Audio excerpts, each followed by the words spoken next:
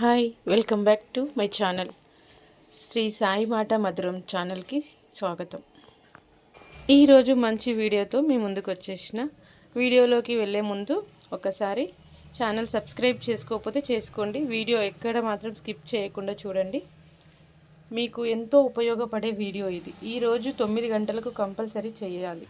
దిష్టి అనేది ఎలా అంటే మనం ఎదగడం కూడా పక్క వాళ్ళకి ఇష్టం ఉండదు. మన ఎదుగుదల చూసి కూడా ఓర్వలేకున్నా అది కూడా దిష్టియే అంటారు. ఇంకా ఎదగడం అంటే భార్యాభర్తలు మంచిగున్నా చూడలేరు, అలాగని కొట్లాడినా చూడలేరు. అన్నిటికీ పక్క చూపులు అయితే కంపల్సరీ ఉంటాయి. వీటిని దాటుకొని మనం మన విజయం వైపు అడుగు వేస్తూనే ఉండాలి. ఇంకా నరదిష్టి అనేది మనం ఒక ఇల్లు కట్టుకున్నా వీళ్ళు ఇల్లు కట్టుకున్నారు అంటే దిష్టి తగులుతుంది, కంపల్సరీ తగులుతుంది. ఒక వ్యాపారం చేసినా వీళ్ళు వ్యాపారం చేస్తున్నారు అని పక్కనోళ్ళు అనుకున్నారంటే దిష్టి కంపల్సరీ మనకి తగులుతుంది. ఇంకా ఒక వ్యాపారం చేసినా, వ్యాపారం అంటే ఒక షాప్ పెట్టుకున్నా, ఒక కారు కొన్నా, లేదంటే ఇంట్లోకి ఓ వస్తువు తెచ్చుకున్నా పక్కన వాళ్ళు మాట్లాడుకుంటారు కదా, వాళ్ళు ఇది కొన్నారు అది కొన్నారు అని వాళ్ళ మాటల్లోనే వాళ్ళ చూపులోనే మనకి దానే దిష్టి అంటారు. అందుకే పక్క వాళ్ళ దిష్టి తగిలితే మనం ఎంత ఎదగాలనుకున్నా సరే ఇంకా లోపలికి పోతాం తప్ప ఎదిగి మనం ఒక చేతిలో ఒక రూపాయి పట్టిందే ఉండదు.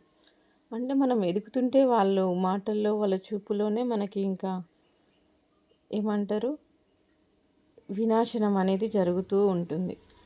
ఆ వినాశనానికి మనము ఇప్పుడు ఎలా చేయాలి, దానికి పరిహారం ఏంటనేది ఈ వీడియోలో మీకు నేను క్లియర్గా చెప్తాను. వీడియోలోకి అయితే వెళ్ళే ముందు ఒక్కసారి ఛానల్ కొత్తగా చూస్తున్నట్టయితే లైక్ చేయండి, షేర్ చేయండి, సబ్స్క్రైబ్ చేసుకోండి. ఇలాంటి వీడియోస్ మరి ఎన్నో ప్రతిరోజు మీకు మీ ముందుకు నేను తీసుకొస్తూనే ఉంటాను. వీడియోలోకి వెళ్ళే ముందు ఒకసారి వారాహి అమ్మవారిని మనస్ఫూర్తిగా తలుచుకొని వీడియోలోకి వెళ్ళిపోదాం. ఈరోజు ఆదివారం రాత్రి 9 గంటలకు ఇలా చేయండి. ఇలా కర్పూరం ఉంటుంది కదా, ఆ కర్పూరం తీసుకోండి.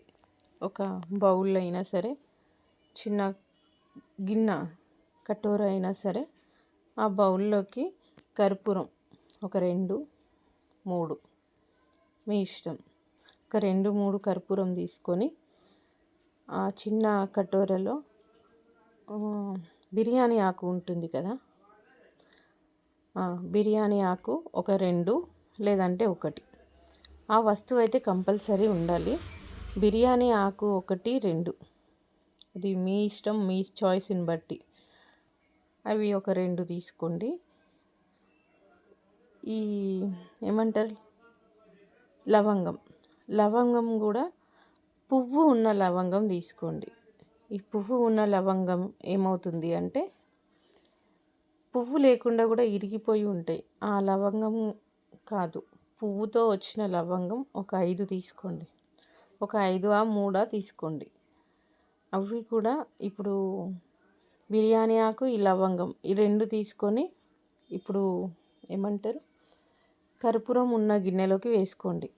తర్వాత ఉప్పు తెలుసు కదా, దొడ్డుప్పు తీసుకొని అది కూడా ఒక హాఫ్ స్పూను లేదంటే 1 స్పూను, హాఫ్ చాలు, చిటికెడు ఏదో వేసినామంటే వేసినాం. ఆ ఉప్పు కూడా తీసుకోండి, దొడ్డుప్పు కూడా తీసుకొని ఇప్పుడు మన కర్పూరం ఉన్న గిన్నెలోనే కర్పూరం ఉంది కదా, అదే బౌల్లో 2 ఆకులు, లవంగం ఒక 5 లవంగాలు లేదా 3 లవంగాలు, దొడ్డుప్పు, ఈ 4 వస్తువులు అనేది ఆ కటోరలో వేసుకొని ఇంటి లోపల నరదిష్టి అనేది ఇంటి లోపల ఇంకా మంచిగా అంటే ఇంటి గుమ్మం ముందైనా పర్లేదు, ఇంటి గుమ్మం ముందు ఆ 4 వస్తువులని ఇట్లా గుమ్మం చుట్టూ తిప్పి గడప ముంగట పెట్టుకొని గుమ్మం చుట్టూ ఒక 3 సార్లు తీయండి. కుడివైపు ఎడమవైపు తీసి అప్పుడు గుమ్మం ముందు పెట్టుకొని అంటించండి.